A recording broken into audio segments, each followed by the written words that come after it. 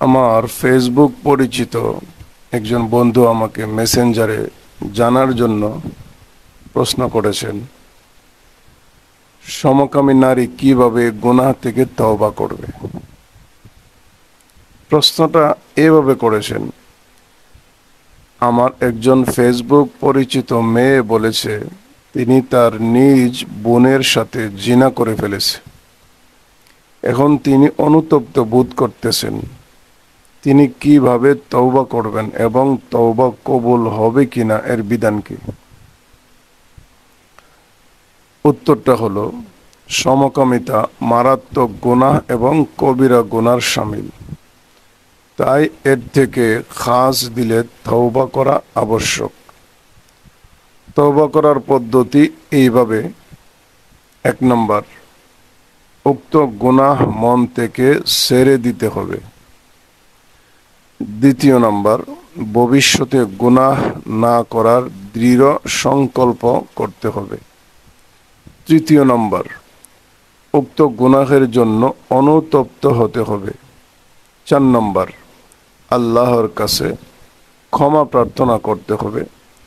এ সম্পর্কে কয়েকটা হাদিস আমি আপনাদের সামনে পেশ করতেছি। আন আবি মুসা قال قال رسول الله صلى الله عليه وسلم إذا أتى الرجل الرجل فهما زانيان وإذا أتت المرأة المرأة فهما زانيان। অর্থাৎ হযরত আবু মুসা রাদিয়াল্লাহু তাআলা আনহু থেকে বর্ণিত, রাসূলুল্লাহ সাল্লাল্লাহু আলাইহি ওয়াসাল্লাম বলেন, যখন কোনো পুরুষ পুরুষের কাছে এবং কোনো নারী নারীর কাছে যৌন কামনা পূর্ণ করতে আসে তখন তারা উভয়েই জিনাকারী। নাউযুবিল্লাহ।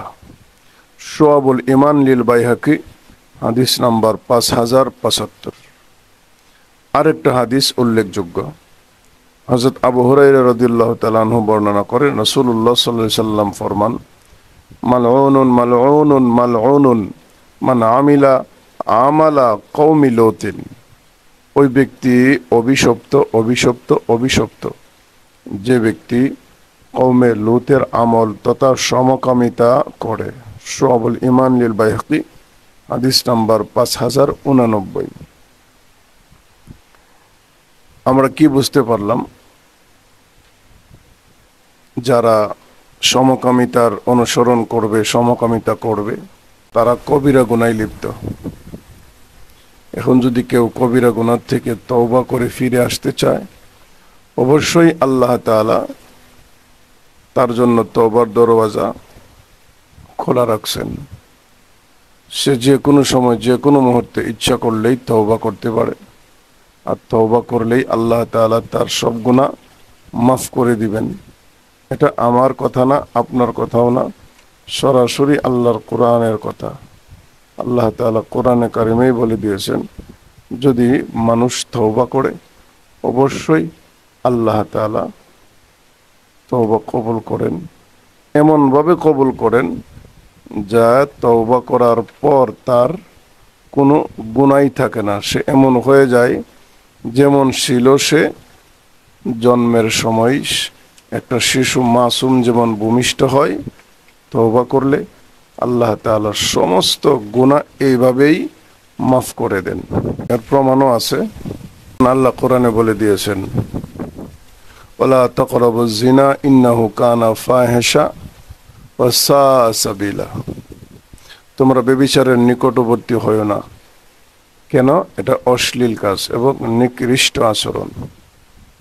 এরপরেও যদি এই কাজে কেউ চলে যায় তাহলে তার জন্য করণীয় কি?